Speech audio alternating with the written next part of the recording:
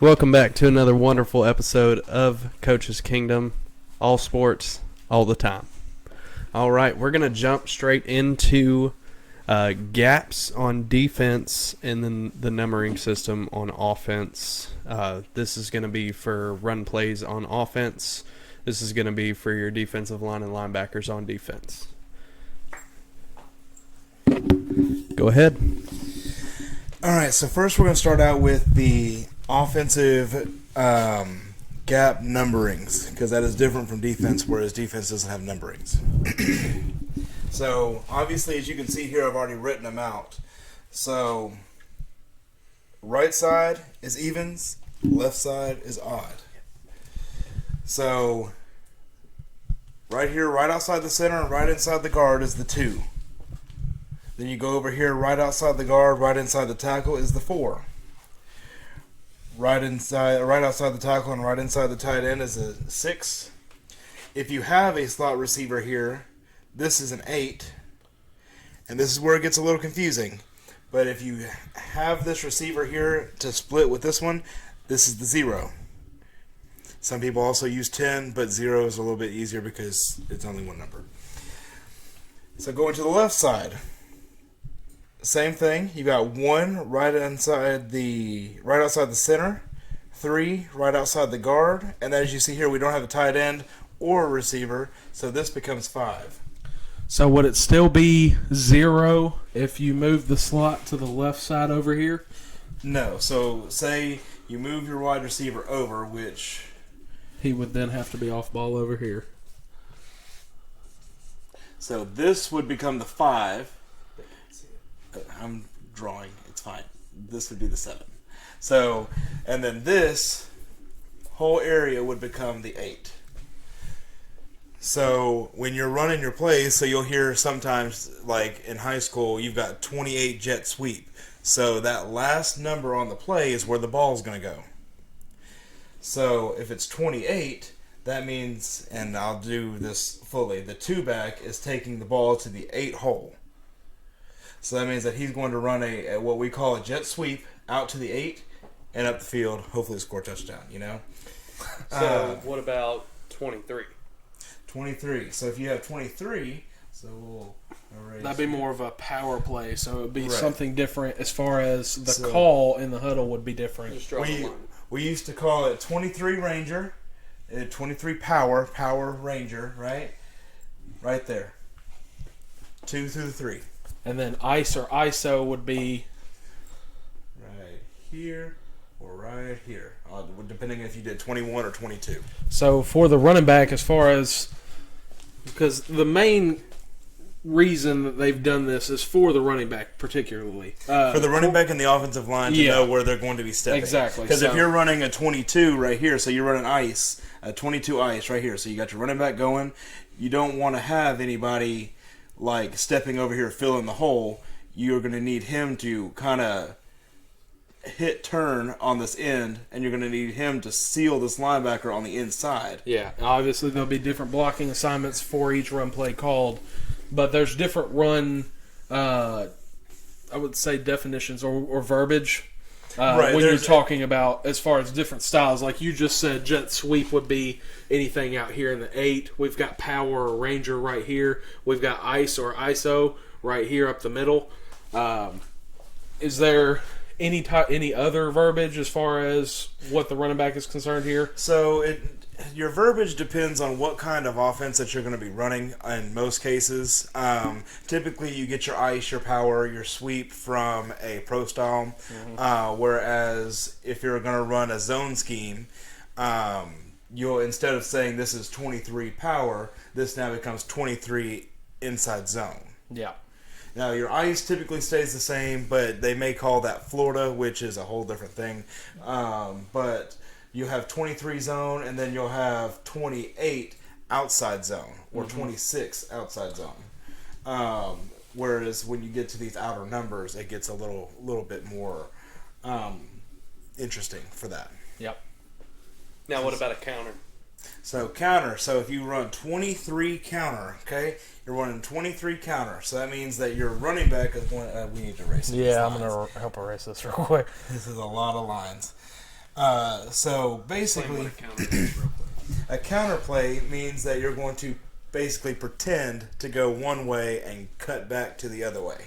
So your quarterback typically takes a step similar to this to give the effect that the running back is going to go this way. It's like a fake power play, pretty much. So right. This so is fake 26 right power, 23 counter. So what Coach Holiday used to call it is doing the Michael Jackson. Yeah. So you basically start one way and then you open up real big and then you go back the other way. So you'll open up real big to go this way, then you'll cut back and he'll meet you right here for the counter. And you basically hit that 23 and you're gone. Yeah, and there's different blocking assignments here too. What I love about the counter, it was the only time I got to show my speed or what it was, just being slow. Being able to have the tackle pull on this play in some offenses. So basically what you would look at for the play side here, or the back side, which is really backwards, you've got linebacker here, he'll have the end, he bumps all the way down to the end that's in the 3 technique, and he will pull, and what we do, kick out the tackle, and man on the line of scrimmage. So that may be a tackle, that may be an end, that may be a corner, you don't know. And this tackle right here will pull around and up for that linebacker. Yep. Just like that. That's counter. In some cases. Yeah. In most cases. Yeah, depending on how quick that tackle is. If you're not very quick, you're not going to get very far. Sometimes the receiver or tight end on that side is going to crack down and hit the tackle, and it'll be outside the tackle, the defensive tackle. Absolutely. But in most cases, it's going to be your tackle and guard doing all And of the the work. biggest, the most important block here is not necessarily the pull, even though it's the most fun. Yeah. Your most important block is right here. Yep.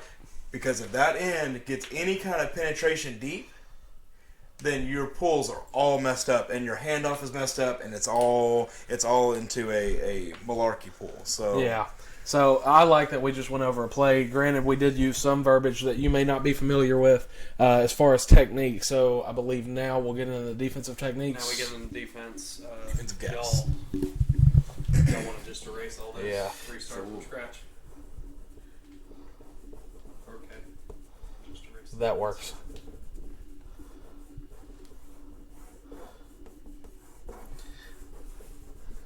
Beautiful.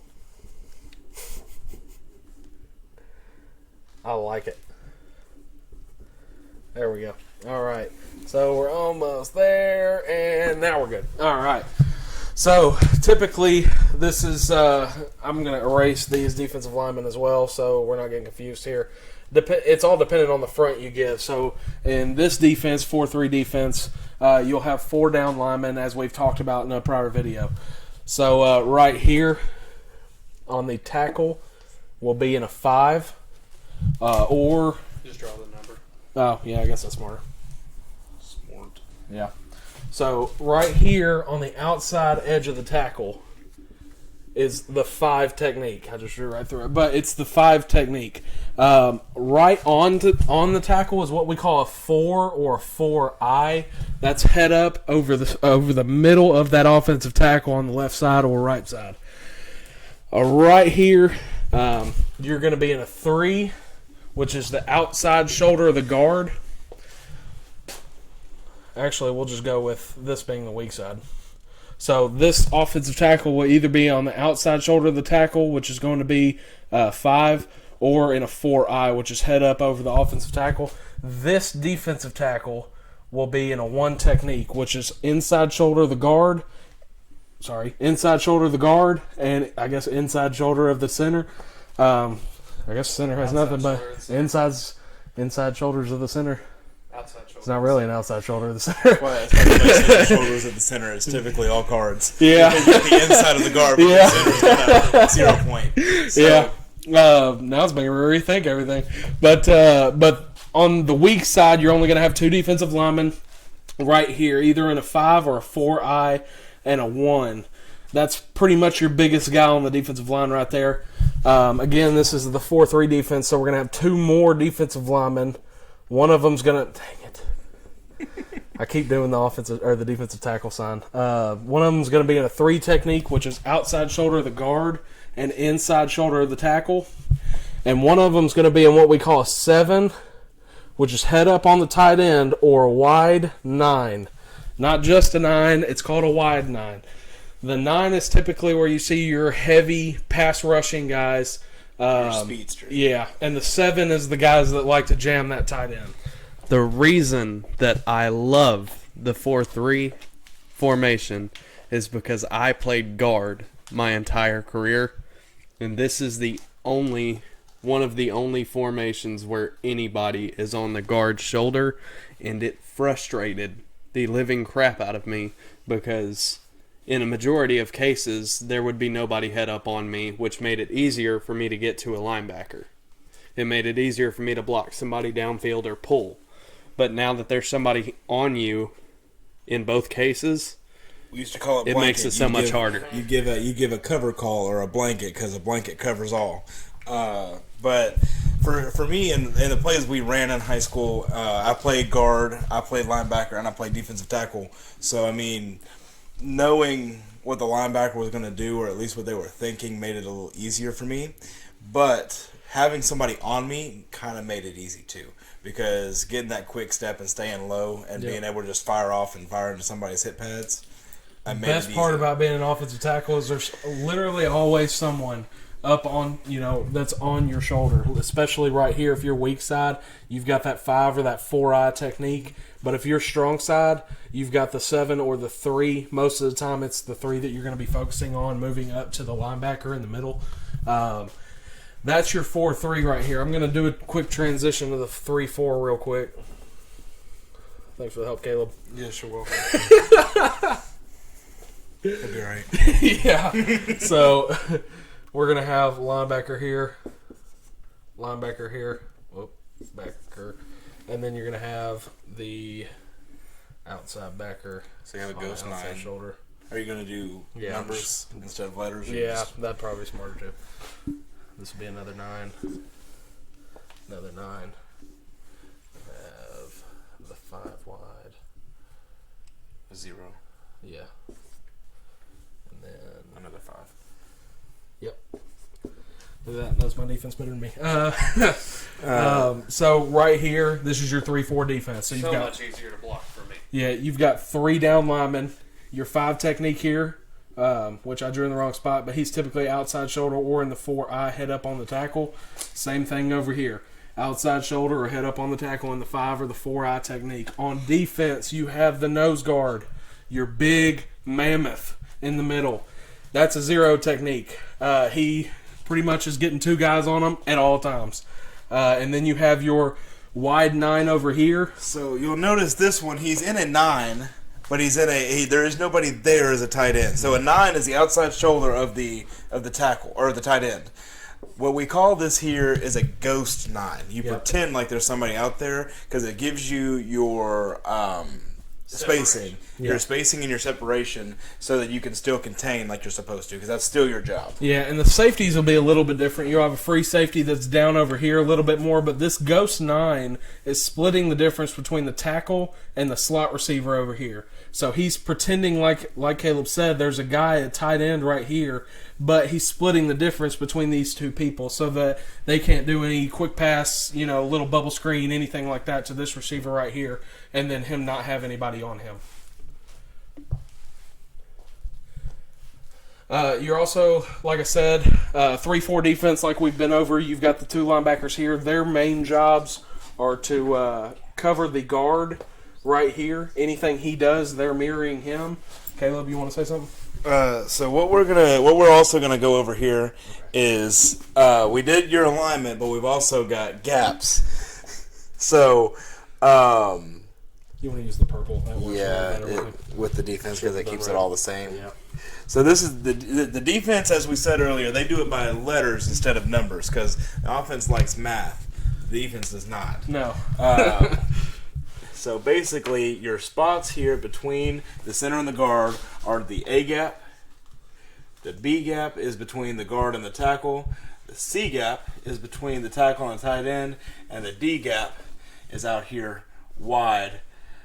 And then when you come over here, your C gap is between the wide receiver, the slot receiver, and the tackle, and the D gap is out here between the other two receivers. And a lot of reasons why this is important, especially for a defensive tackle or a linebacker, when you're in the 5 or the 4-eye technique right here, and this guard pulls and goes that way, this defensive lineman gets in the inside or the outside pocket of this guard and follows him. So what we used to be told is get in the B and follow all the way.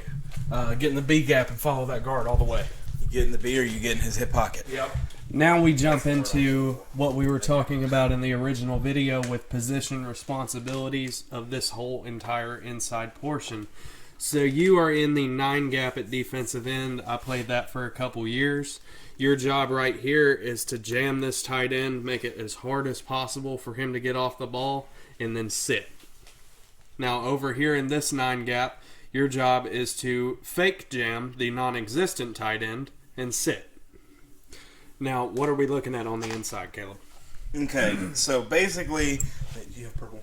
Yeah, sorry. You're okay. Basically, what you're looking at here,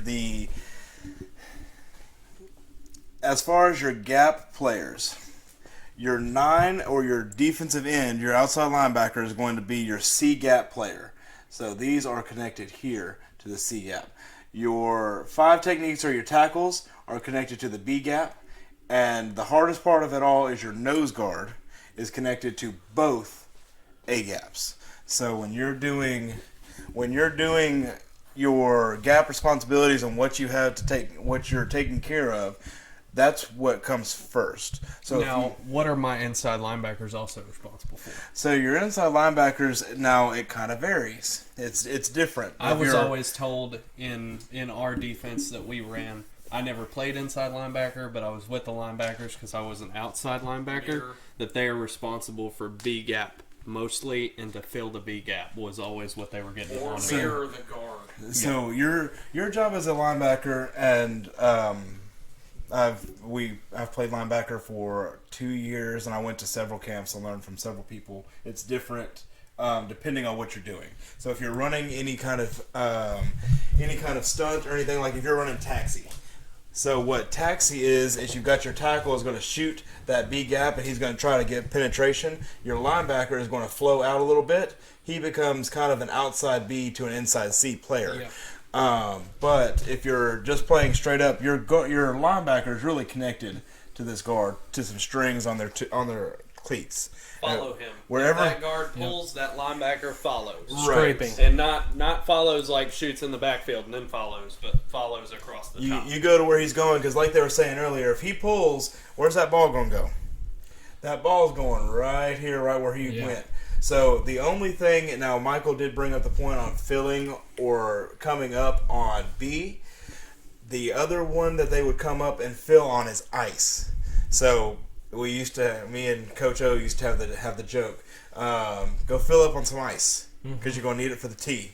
So if they're running an ISO play, so he's going in that A gap, that linebacker is going to fill right now and make a tackle. This is what sucks for us as linemen. We never get to make the tackles. Yeah.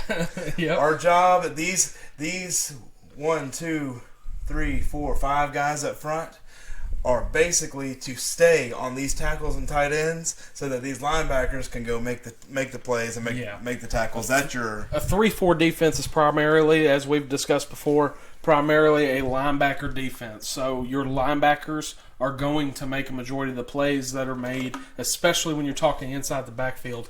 If a defensive lineman does their job right, the linebacker should have the running back taken down 2 yards in the backfield. That's what we've always been told. If you can take up 2 guys on the defensive line, or as a defensive lineman, you can take up.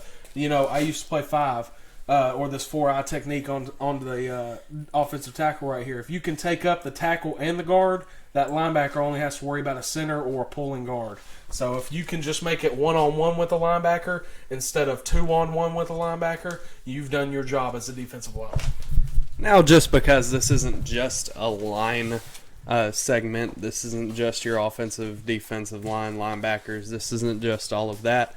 As you can see right here, your defensive end right here, outside linebacker, he's going to be responsible for this 9, which is the outside shoulder of this tight end. Same thing goes right here for this ghost tight end. That just means that he's not there. He's responsible for this whole field from the tackle to the sideline. He's responsible from the tight end all the way down to the sideline. Now, the last line of defense on the sides is going to be your corner here and here. They are, once again, responsible from there to the sideline. Your strong safety's job is that of a linebacker. In a run case scenario, he's going to play that of a linebacker. He will shoot to wherever the ball is going. I would argue to say that your strong safety position is going to need to be the most utility player on the field. He's going to need to be able to play anything, anywhere. So if the ball's coming over here, your strong safety's job is to kind of fill up this way and then work his way back down. Also making sure that there are no cutback lanes, the same that your corner is. Your free safety is your last line of defense towards anything, kind of like your punter or kicker in terms of coverage. So he's going to either fill down or he's going to, once again, work over and then down. That's good. All right, that was our what episode? Oh, I don't know. So we're this is kind of all over the board, but I Yeah. would say this is alignments, gaps, and numberings video. Yep. Where you really learned who lines up where, who's got what responsibility, and where the ball's going. It always intrigues me as a lineman, or even if you were a receiver, or corner, or anybody like that. I'm about to end it right here. I just want to, get this off real quick. But the end session of any whiteboard session of the actual board, from where we started to where we finished, with how many times we erased, and it still looks like that right there. So, so thank you for watching, getting all the way through the video. This was pretty much our alignments, gap schemes video. So thank you for watching. Make sure you comment, like, subscribe, and rate us 5 stars as well. Also, we've got some new things coming your way. No. Okay. We got some new things coming your way, so just stay tuned.